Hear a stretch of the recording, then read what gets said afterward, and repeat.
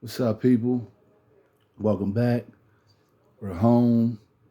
Um, just wanted to tell y'all that we made it to the hospital 5:30 in the morning, like we were supposed to. Uh, Moms was so excited. She took a hour. She left home an hour early for a 30-minute ride, basically, to make sure she got there on time. Like Moms was not playing. She was gung ho about the whole situation. Um, they got there. The moment we were about to leave, we got in touch with them, found out that they were already in the parking lot. They was waiting for us. They were already at the hospital waiting for us. Mind you, I live 15 minutes up the street, and mom and them live like 20, 30 minutes away. But anyway, we got the kids together and everything, and we took them over to a friend of ours, to his house. And me and my wife, we got in the car. We went on to the hospital. Um, went early because I wanted to support my sister. She was supposed to show up at 5:30 in the morning. I did the same. I knew my surgery wasn't until later on that evening, but I didn't think that they would call me to go to the back. You know what I'm saying? Until sometime around 6:30, something like that. We got there. We signed in. Once we got registered in, we had maybe 5 minutes before they came and they wasn't playing. They ended up calling my sister's number because they don't call you by name, they call you by number. And I mean, right behind her, they came out and they called my number. I told them what was going on. I was like, hey, um, my sister's not donating to me. I'm not supposed to be here right now. I just came in to support her before she goes into surgery. And they was just like, yo, like, we'll figure it out. We'll find it. I said, yeah, well, I'm trying to tell you, we I'm not supposed to be here yet, I'm just here to support my sister. So, I registered in so that, I wouldn't have to do it later on, you know what I'm saying? I still gotta go do dialysis. One more round, before surgery. It was like, oh well, if you need that, we've sent people down there before. Don't worry about it. Go ahead. We still have to treat you like a patient. So go ahead and take everything off, put the gown on, put your socks on, and someone will be around here to talk with you in a minute. It was like, as a matter of fact, just hold on. We'll find out what's going on. So an hour goes by. I'm sitting back there. Finally, they get back there, and that's basically what they tell me. Yeah, well, we still have to treat you like a patient, like one of our patients. So let's get you situated. I'm like, dude, like I'm telling you, I'm not supposed to be here right now. By the time my sister goes into surgery, it's gonna be like 12, 13 hours from now before I need to get called. Yeah, well, don't worry about it. We're gonna we're gonna see to it that you're comfortable. This, that, and the third. And it's like, all right, man. You know what? I ain't arguing with you people. Whatever. It's cool. So that's about basically what happens. I end up sitting there for 13 hours waiting for surgery. My sister went in. She went in. Surgery started for her around about 8:27, I believe. Mom's phone said because they keep the people who are with you, they keep them updated by text message to let them know, what part of the process you in, if you're still in surgery, how surgery's going. They give you little updates on your phone. Um, so we found out,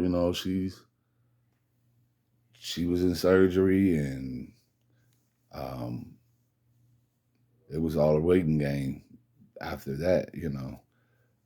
She came out of surgery. I ended up going to dialysis. I ended up doing my last round of dialysis um, there at the hospital. I did 3 hours there in the dialysis session.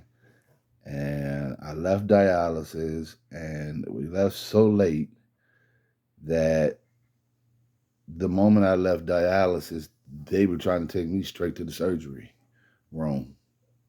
Uh, they took me to where my room was going to be on that floor. And as soon as they did that, a phone call came through. The nurse behind the desk said, well, hey, go ahead, take him down. They're waiting on him. He's ready. They're ready for him. I'm saying, nah, like not yet. Like, what's going on with my sister? Is everything okay? Is she all right? Is she fine? Like hold on, like y'all rushing this. You know what I'm saying? Like I'm ready for surgery. Trust me, it's been a long time coming, but y'all kind of like moving too fast. It's like something's not right. Ain't nobody telling me nothing. They not keeping us up to date on where's the kidney at. You know what I'm saying? It's supposed to be coming. Is it here? Is it on the way? Like what's going on? And they were ready. It is what it is. They were ready. They took me to the room. Um, the room I was gonna be in. They took me to my room. I probably was in there maybe 10 minutes, and before you knew it, I was on my way downstairs. I was downstairs getting prepped, man. I was downstairs getting myself ready for surgery. It was time, you know. So got downstairs.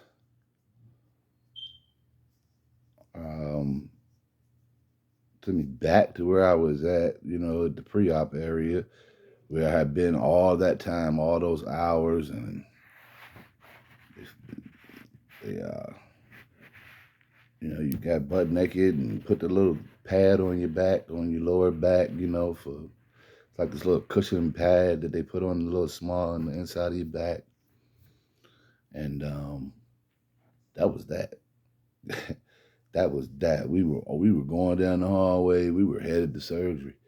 We made it to the theater, the surgical theater.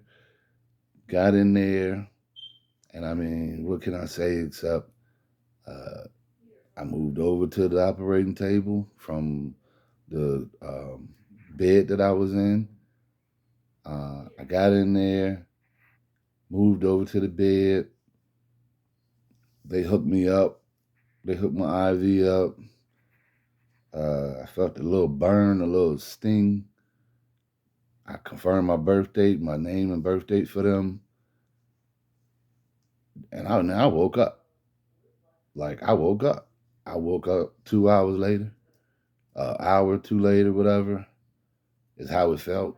But it really was like 3 hours for surgery. Three hours. I think they said they were done in 3 hours. That's crazy. Like they took 4 or 5 hour surgery and had it done in 3 hours. I asked the doc, on my own, like, hey, like, is it possible for me, not to get staples this time? I don't want to be stapled. I've never had a good deal with staples or anything like that. And he said if we had time, that man made time, and I didn't end up with any staples in me from this. My surgical scar, it looks great. It looks wonderful. Like they did such a good job. I mean, they did a crazy, crazy job. I really had no pain. I didn't even get I didn't even need the button. Guys, I'm gonna tell you something. God is so good. I got up 2 hours after waking up, and I was walking around the hospital. Like I was walking around the floor, like up getting my little exercise in on that joint. Like if I felt good, I felt real good. I was energized. Excuse me. I was I wasn't tired, but I just felt I had so much energy, man. I was so hyped that it was done. You know, it was actually done. Messed around and I got to see my sister. I got to see my sister Melita, and she was doing so good. She was doing so great. Um, she was in her suite, you know, and that joint was nice. That joint was real nice. Like they treat them so well, you know, Forgiving Life. You know, they get the top notch deal, you know what I'm saying? And they deserve it. You know what I mean? She really deserved it. It's everything that, you know, if I could have uh, came up with my own way of trying to show her my gratitude while she was had to stay, that would have been it. You know, they gave her her own private chefs, and her and mom was able to, you know, basically have whatever they wanted when they wanted it. You know, it was real nice. It was real nice. We walked back and forth and seeing each other uh, as much as we could. You know what I'm saying? And um, man, it was so cool, man. You know, um, outcome of that was she did what 2 days in the hospital. She was gone. That's how great of a job they did. Like I think she did 2 days, 3 days at the most. I think she did 2 days. Yeah, she did 2 days in the hospital. She was gone. She went home. They discharged her. Uh, I'm right behind her. 2 days later, I'm here. I am right behind her. You know, I'm at home. You know, um, like everyone said, it's amazing. You know, to God be the glory. I mean, we were so blessed that there were people who was looking at us like, ain't no way they just had surgery done. It's no way. To them it was impossible. Like they just had what? She just gave up what? He just got a what? Like oh, it's almost was fully unbelievable to them, you know. Um, Man, we had such a good time though while we were there together. I would sneak over to her room and they had steak and steak and potatoes and um, blueberry cheesecake and carrot cake and oh man, it was good. It was so good. My wife, she was able to go over and enjoy some of that with them. You know what I'm saying? Like, man, it was real nice. It really was.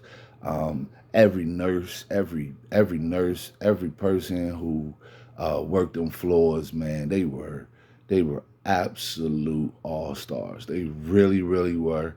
I really take my hat off to them, to those guys and those men and women who worked the transplant area of VCU, the Human League transplant area of VCU, man. Oh man, when I say on point, man, your every wish was their command. Your bedside manner was impeccable. Um, you didn't want for nothing. You never had to worry if you never wondered if they were doing what they were supposed to be doing. They always were there to see to it that your needs were met. You know what I'm saying? Your every single need was met. Even when you wanted to go home, they didn't make it that. It wasn't that bad of a feeling. You know, you miss home. It's like, yeah, I'm ready to go, but even if I had to stay, you know, it's not so unpleasant that I can't deal with it. You know what I'm saying? So, um, yeah, it was definitely a blessing to be there, and to have the people that we had, you know, when we had them on both ends, mine and hers. Um, what else is it to tell you guys, man? Wow. Basically, most of my day on yesterday, I didn't even spend it in my room. I spent it with the staff. I walked around them hallways and chilled around them hallways so much yesterday. I walked around so much yesterday that I, it was almost like I was a part of the staff. You know, um, the way that I'm feeling now, I know that's probably what everybody wants to know. Um, the way that I feel now, guys, I'm serious when I say, yo, this kidney is working OT, real overtime. Like every 10 minutes, yo, I gotta use the bathroom. I gotta pee, and it's only like a quick 10-second pee, but I gotta do it because it feel like it's so much more than that. You know what I'm saying? Um, I really don't. I really don't have no other way to put it except after 5 years of peeing, my bladder's like the size of a grape. You know, not having been used in so long, and this kidney is. I swear, it's used to a bladder. You know what I'm saying? Like I don't.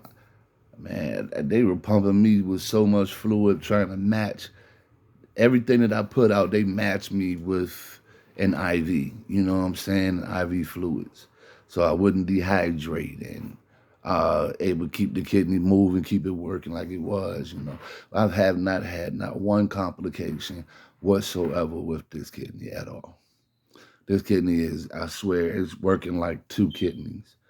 You know what I'm saying? Like, I mean, it's crazy the way that this thing is going, man. It's such a funny feeling, you know, to finally do this again.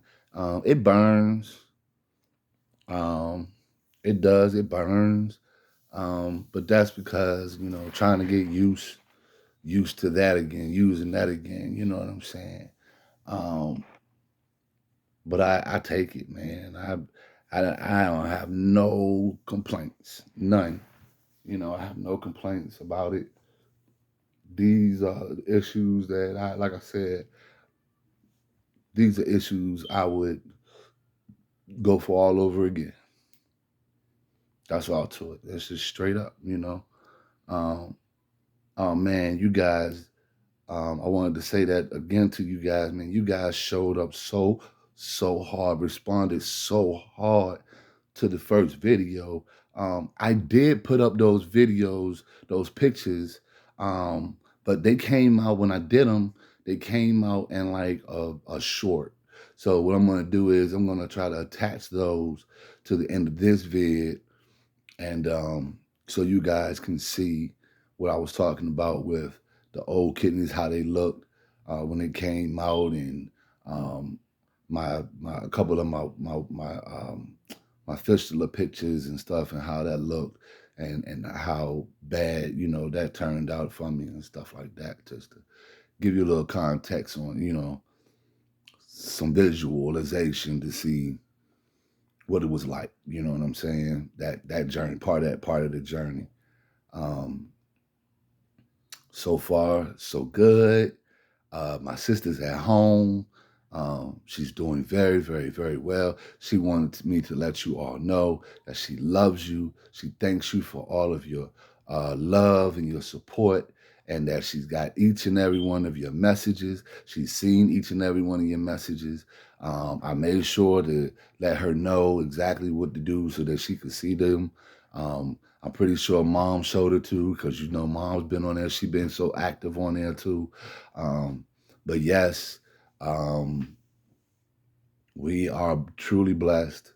We are absolutely, we feel absolutely highly favored, and we are happy about each and every decision that was made. Nobody had a ill thought or ill or second thought about the decisions that was made. Um, we are going to get back to you again on some more on what it is that there is to come. We have visits that are coming up. We're going to let you guys in on those and let you know what's going on with those. I love you. Stay in touch. Stay up to date on what's going on. Stay tuned and with us. And I'll have some more for you a little later once we go to our first visits and stuff like that. The only thing I can say is now I am on, I have about 12 different meds that I have to take now in order to, keep the kidney alive and keep me from getting sick and stuff like that.